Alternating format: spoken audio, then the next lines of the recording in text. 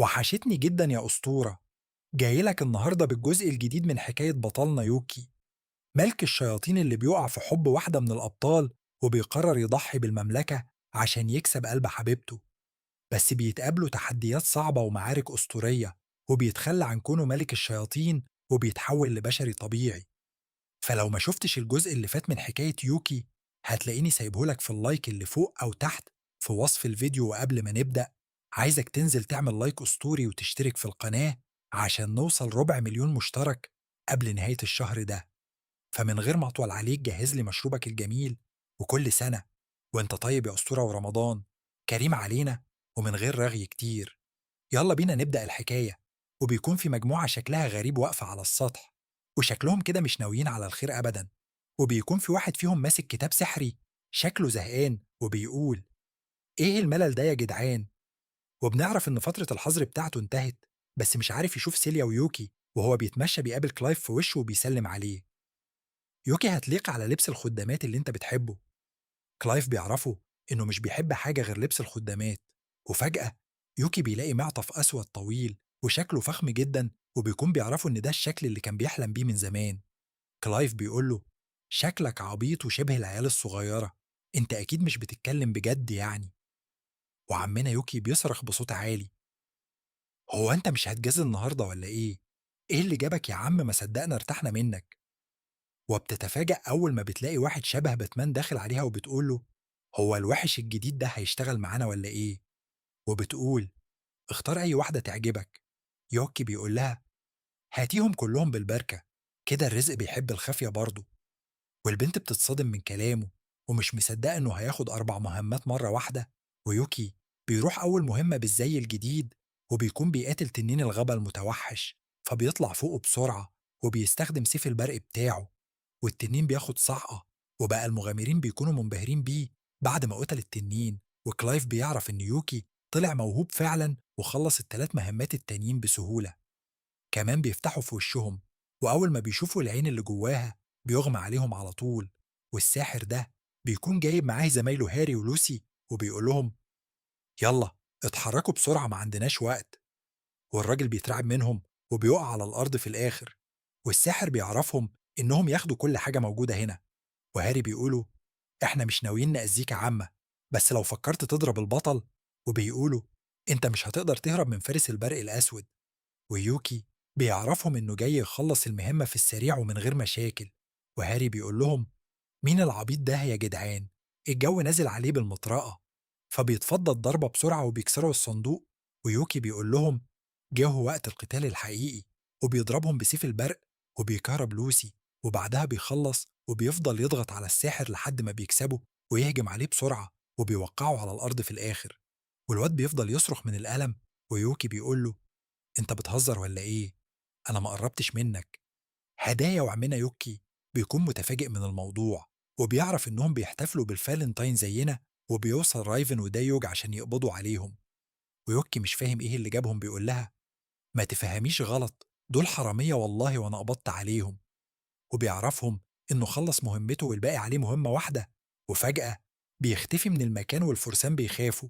وديوج بيقولهم: مكان لحد ما تقبضوا عليهم. ويوكي بيكون مستخبي في المخزن ومستنيهم يمشوا، وبيفكر ازاي يهرب من هنا قبل ما حد يشوفه. وديوك بعدها: فوق يا عم، خلاص الناس مشيت. وبعدين مش ناوي تبطل حركات العيال الصغيرة دي ولا ايه؟ ده انت كنت زمان ملك الشياطين، احترم سنك بقى. ويوكي بيقول له: ما انت عامل فيها فارس وانت عبد عندي، واتمنى نفسه ما يعرفش يشتري واحدة زيها. ويوكي أول ما بيبص في المراية بيلاقي شكله عبيط جدا وبيحس بالإحراج. وبيفضل يصرخ وبيرجع النقابة مرة تانية، وبياخد المكافأة بتاعته. وإن هما مرة لقوا كتاب سحر قديم في السرداب، وقرروا إنهم يستخدموه في السرقة ده. غير إنهم كانوا عايزين يخربوا عيد الحب السنة دي، وكانوا ناويين يسرقوا الشوكولاتة كلها. واللي هيبوظ الشوكولاتة هيغسلها من المرطب وتايل. بتلاقي الحجر السحري مش عايز يتكسر، فصوفيا بتقوم بالواجب وبيكسروا بإيديها. ومكنة بتروح تحضر في حد بتحبه. أو مال هم سمعوه عيد الحب ليه يعني؟ وتاني يوم عمالين يوكي بيصحى من النوم مخضوض، وجاره بيقول له: صح النوم يا عم، النهاردة عيد الحب. ويوكي بيجهز نفسه عشان يروح يقابل سيليا بشوكولاتة والله. وتيل بتطلع الشوكولاتة وبتقول له افتح بوقك، فبيقول يا ستي أنا عفريت، ما باكلش الكلام الفاضي ده. ويوكي بيروح النقابة مش بيلاقي سيليا برضه، وبيتفاجأ وكلهم بيتصدموا أول ما بيعرفوا إنه جاب شوكولاتة عادي. بس دي مش أي شوكولاتة، دي صوفيا حبيبته عاملها لها بنفسها، ومش بعيد تكون حطالها سم فيها واتخلصت عليه. والله العلبة هقطع إيديه. ويوكي بيتضايق وبيقول له مش عايز منك حاجة يا عم انت، ويا رب العلبة تنفجر في وشك. وبعدها بيروح يعدي على عمنا ديوج، وبيلقى واحدة من الفرسان جاية تديله علبة في الشغل كل يوم. وعمنا ديوج مش مصدق اللي هو بيسمعه، وبيقول لها لو احتجتي أي حاجة تاني أنا موجود في الخدمة. وبيلاقى يوكي اتعصب وهو يرنه منه جدا وبيقول له يا رب العلبة تنفجر. وهما الاتنين قاعدين قدام بعض وباصين في الأرض وبيكونوا مكسوفين كده وشكلهم كيوت. ورايفن بيلاقي يوكي وصل المكان، ويوكي بيقول له حتى انت يا رايفن طلعت من البيت عايزين يقدموا علب شوكولاتة للبطل. ويوكي بيتضايق أكتر عشان مفيش حد معبره خالص، وبيتفاجأ أول ما بيلاقي ماكينة قدامه وبتطلع هي كمان رايحة تقدم هدية يا عم النجم. بس يونج بيقول لها إنها لازم تاخد الشوكولاتة بتاعتك أنت الأول. ماكينة بتفرح بالكلام ده، بس بتعرفوا حاجة مهمة قبل ما ياكل، واللي دي أول مرة تعمل شوكولاتة إنها تعرف رأيه في طعمها. يونج بيعرفها إنها لذيذة جدا، ويوكي بيفتكر إن الواد ده بيحور عليهم. ويونج بيقولها أنا ما حسيتش بعيد الحب غير لما شفتك النهاردة. وبتعرفوا إن سيليا خرجت للمدينة النهاردة، وعمال يوكي بيضايق أكتر وأكتر وبيبيعوا على الأرض. وأم سيليا بتقول له خد دوق الحتة دي يا حبيبي. بس يوكي عايز يدوق الشوكولاتة الصبرة من السجن. وسيليا على الناحية التانية بتكون في دار الأيتام وبتوزع شوكولاتة على العيال الصغيرة. وفجأة بتسمع صوت دوشة جاي من بره. قرب عند عربية بيع الشوكولاتة وبيخلي الوحش يسحب العلب كلها. والوحش بيخش على السوق وبيشفط العلب كلها فعلا. ويوانج بيوصل المكان مع الماكينة وبيعرف فيه، والساحر بيعرفوا إن اللي زيه بيتنمر عليهم. بس هو دلوقتي هيخلص عليهم كلهم. ويوكي بيوصل المكان هو وفريقه وبيطلب منهم يخرجوا السكان. حاسس بيكم والله، ولو غيرت موقفي كان زماني معاكم في العصابة. بس هرزق بقى رجالة، وبيعرفهم إن هو كمان زعلان عشان محدش جاب له شوكولاتة.